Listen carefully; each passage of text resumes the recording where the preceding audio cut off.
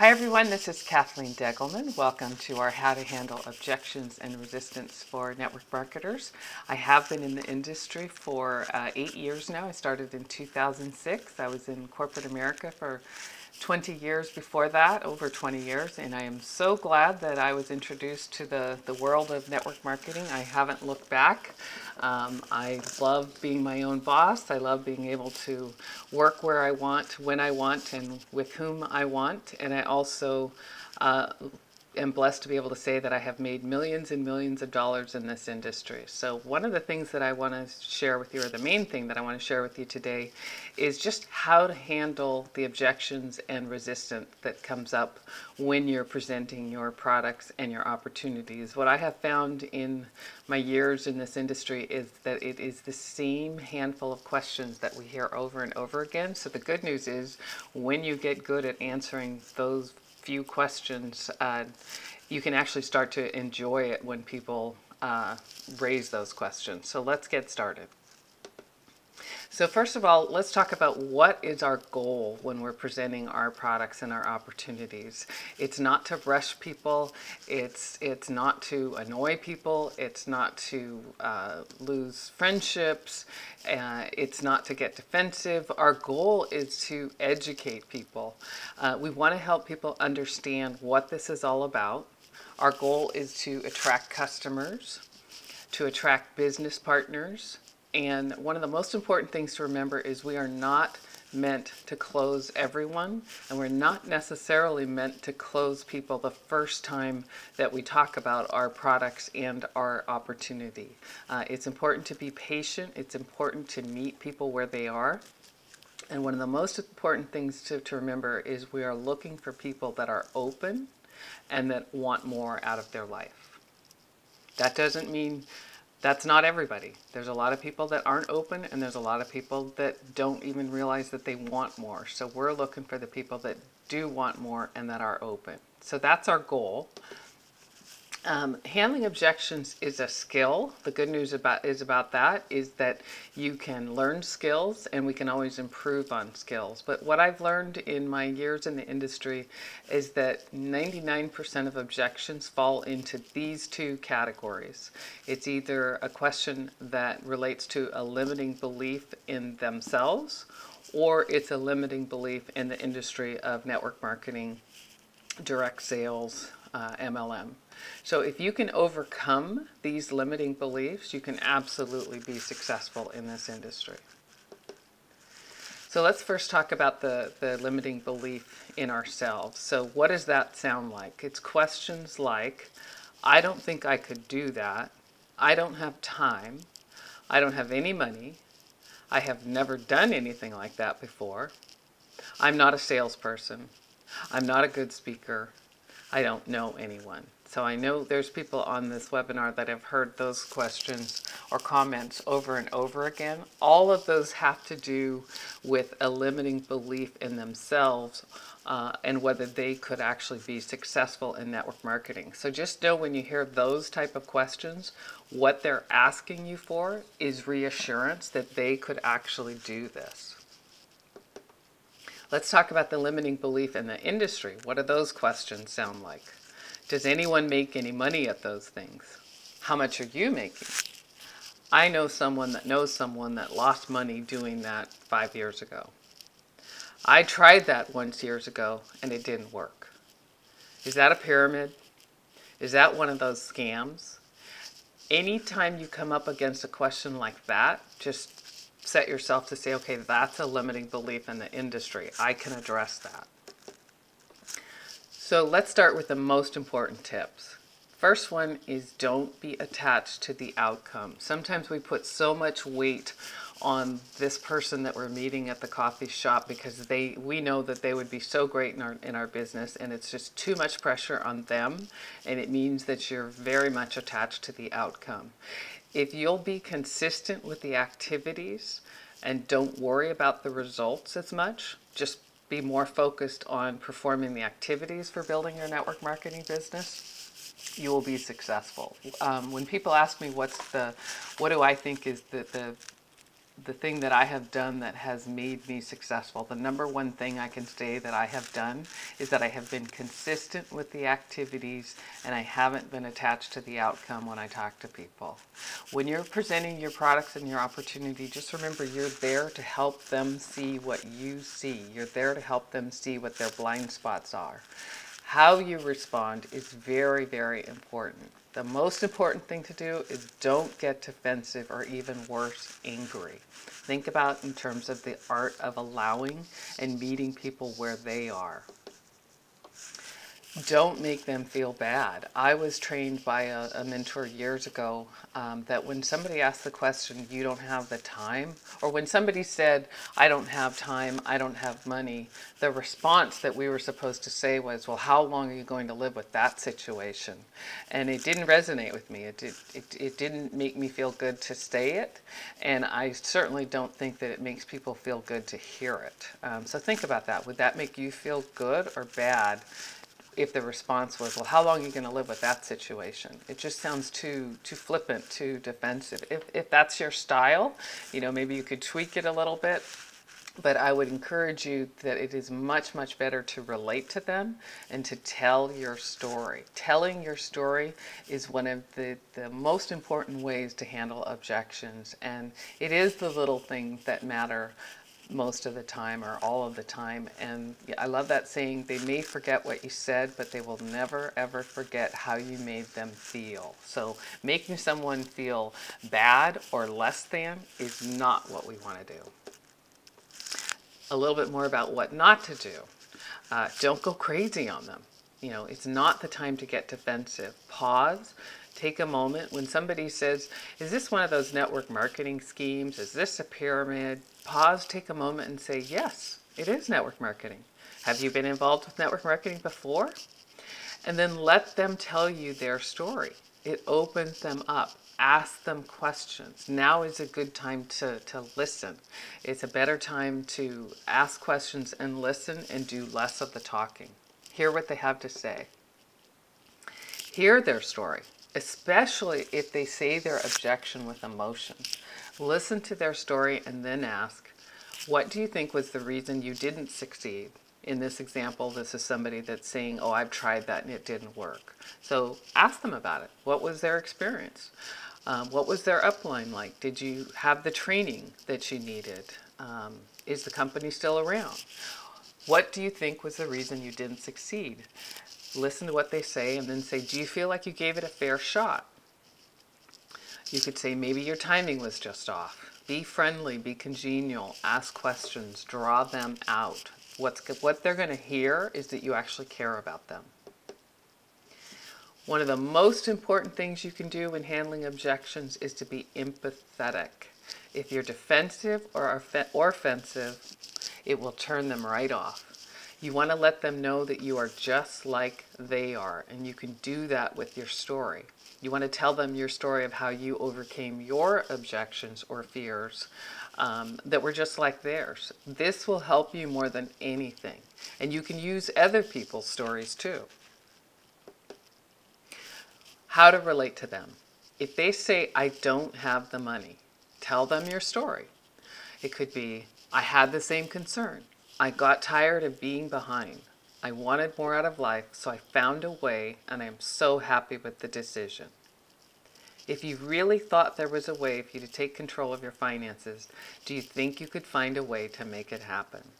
Tell them your story. I can't emphasize that enough.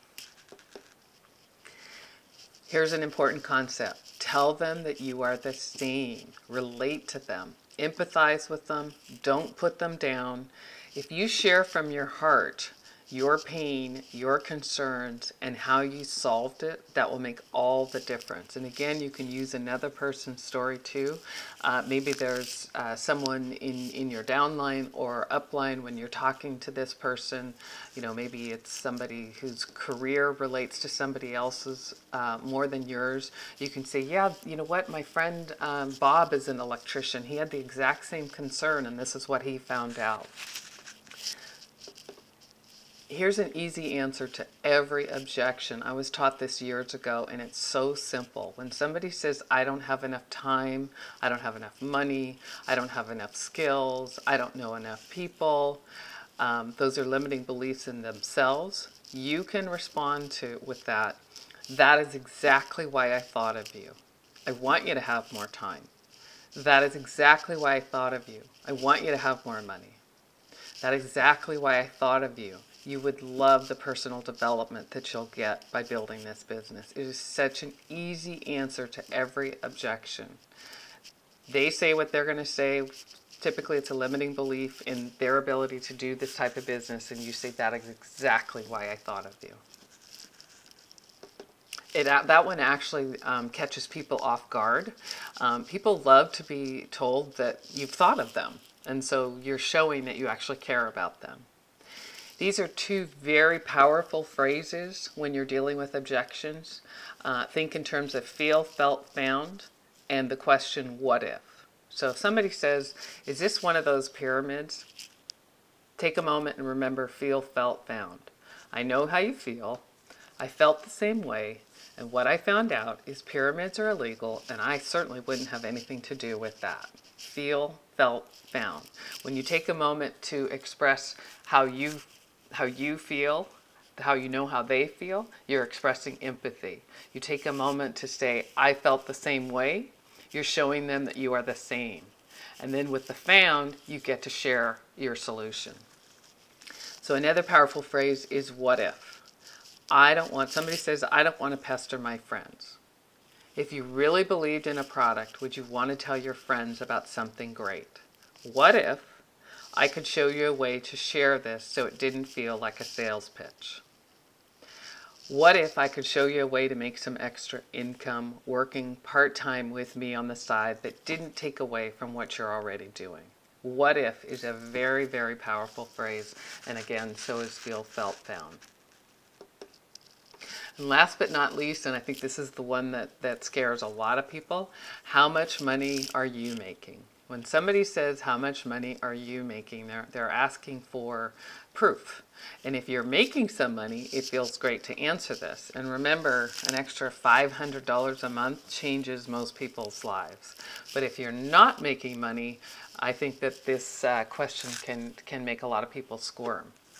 So you want to tell them, I'm just getting started, if you're relatively new, or you tell them, hey, I'm working this part-time and I'm really excited for the future, or my mentor and my upline is making X money and my goal is to be there in 6 months.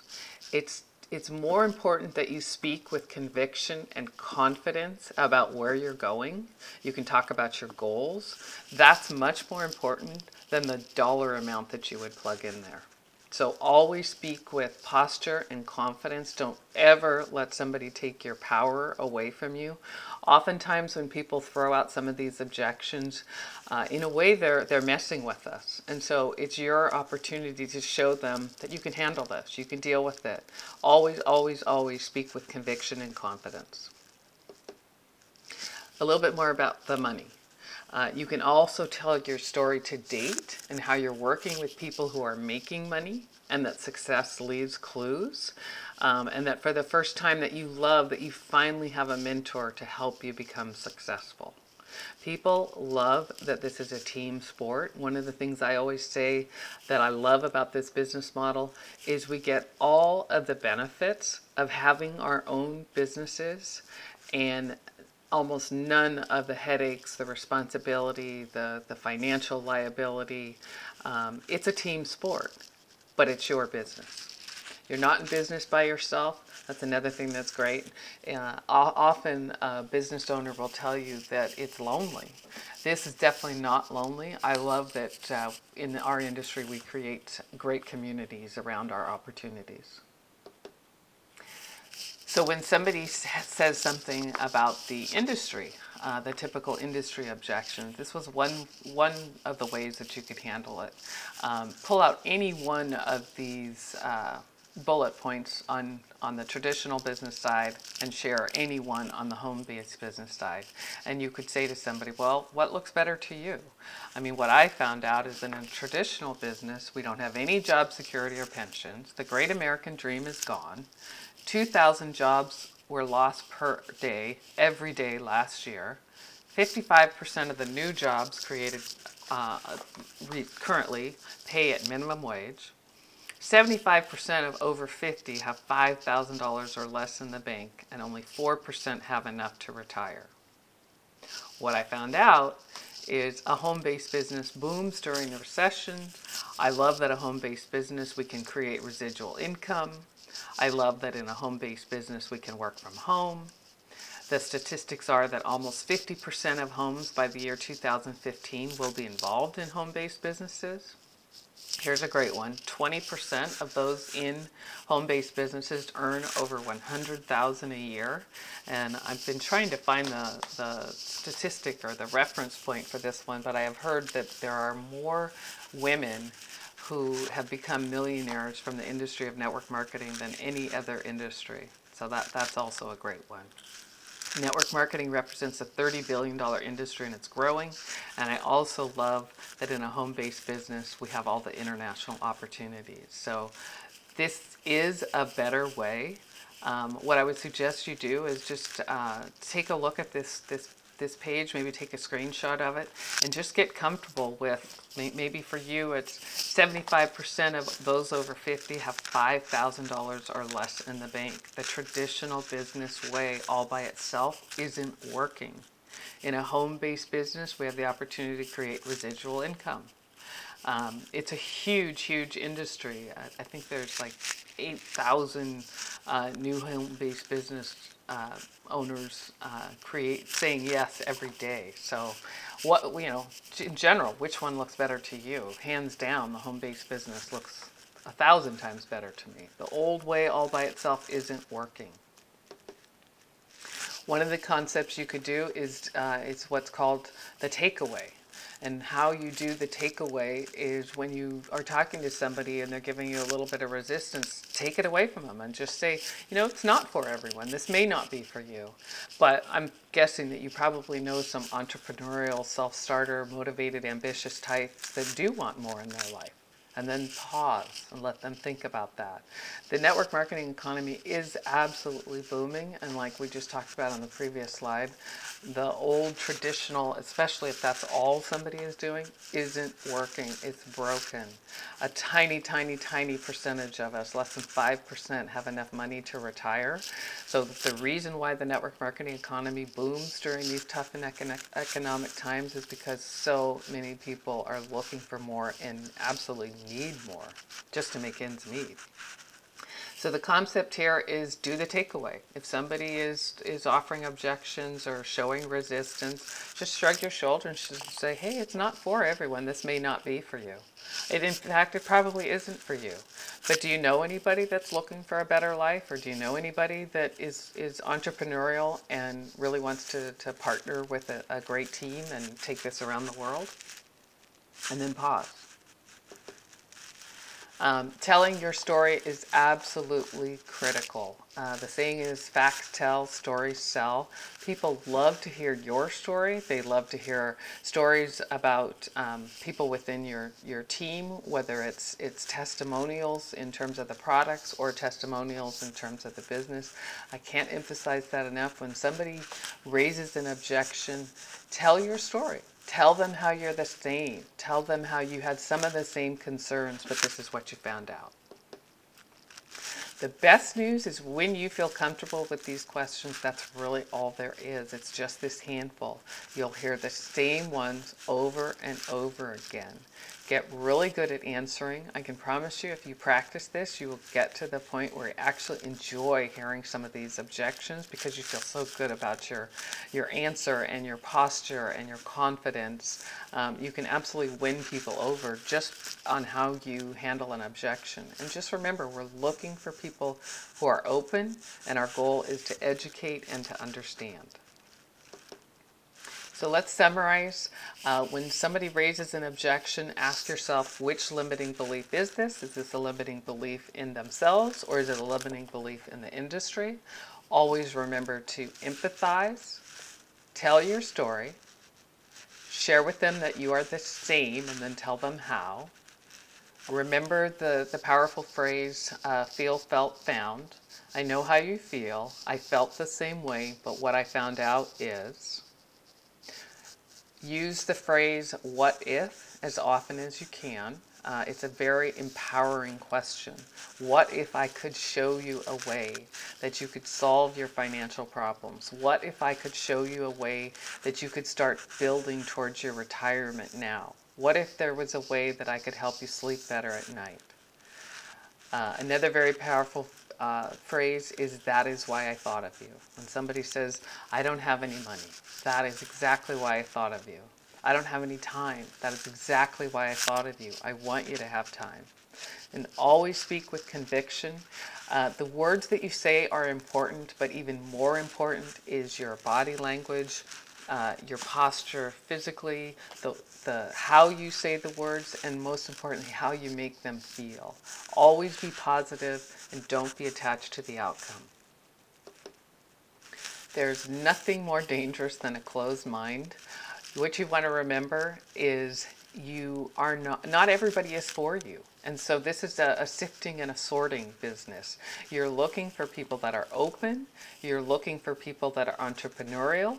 You're looking for people that are self-starters. You're looking for people that are ambitious. You're looking for people that want more. And if you come across somebody that is really negative, ask yourself, would you even want them in your business? It's okay to say next. Network marketing is absolutely a better way to work. I absolutely believe that. I think that the principles that we get to be a part of in the world of network marketing, they're fun, they're social, it's lucrative. You get to work when you want, where you want, with whom you want. You get to take a lot of great vacations. One of the things I love about this better way to work is the personal development that you get along the way. These are all skills that we can learn, and it just takes practice. It takes consistency of effort, and it absolutely takes giving this enough time.